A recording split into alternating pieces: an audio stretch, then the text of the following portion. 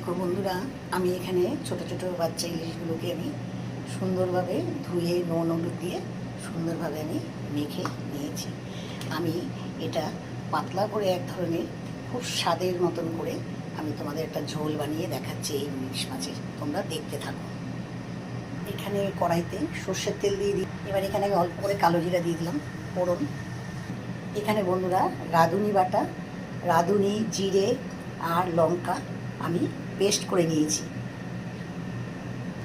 এখানে এবার আমি সবজিগুলো ছেড়ে দেবো।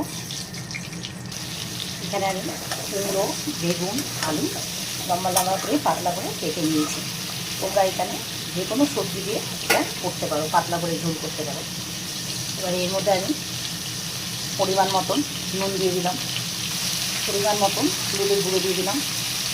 এবার ভালোভাবে একটু আমি ভেজে নেবো। তোমরা বন্ধুরা ছোটো ছোটো ইলিশ মাছ, বাচ্চা ইলিশ মাছ যেগুলো, সেগুলো তোমরা পাতলা করে এরকম ঝোল করে খাবে। অনেকভাবে একটু খাওয়া যায়, তোমরা এইভাবে খেয়েও গরম ভাতে আশা করি খুব ভালো লাগবে।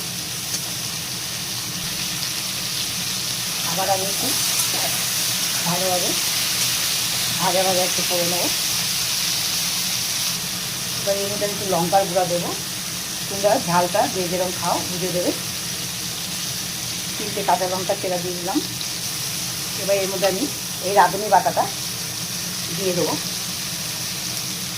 রাঁধুনি বাটা দিয়ে ভালোভাবে নাড়াচাড়া করে ভালো করে একটু ছাড়তে নেব।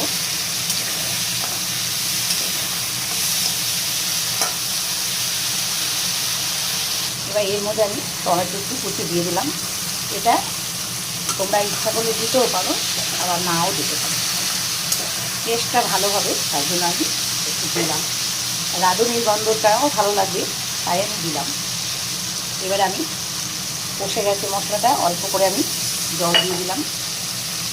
এবার এর মধ্যে আমি একটু একটু করে মাছ আমি ছেড়ে দেবো। মাছটা আমি ভাজবো না, ভাজলে এই মাছের কোনো টেস্ট থাকে না। সেই জন্য আমি এই মশলার সাথেই আমি ভালোভাবে সাঁতলে নেব। এই আমি মাছগুলোকে ভালোভাবে ওই পিঠ করে দিয়েছি।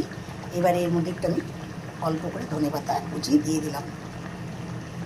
ঝোলটা তোমরা একটু বেশি রাখবে, পাতলা, নালে ভালো লাগবে না। এবার আমি ঢাকনা দিয়ে দিলাম। এই বন্ধুরা আমার এই রাঁধুনি বাটা, জিরে বাটা, লঙ্কা বাটা, হলুদের গুঁড়ো, লঙ্কার গুঁড়ো, ধনেপাতা, টমেটো, কাঁচা লঙ্কা চেরা দিয়ে আমি পাতলা করে ছোটো ছোটো বাচ্চা ইলিশ মাছের আমি ঝোল করলাম। তোমরা এইভাবে খেয়ে দেখবে, আশা করি সকলের খুব ভালো লাগবে। এই আমার মাছের ঝোলের রেসিপি।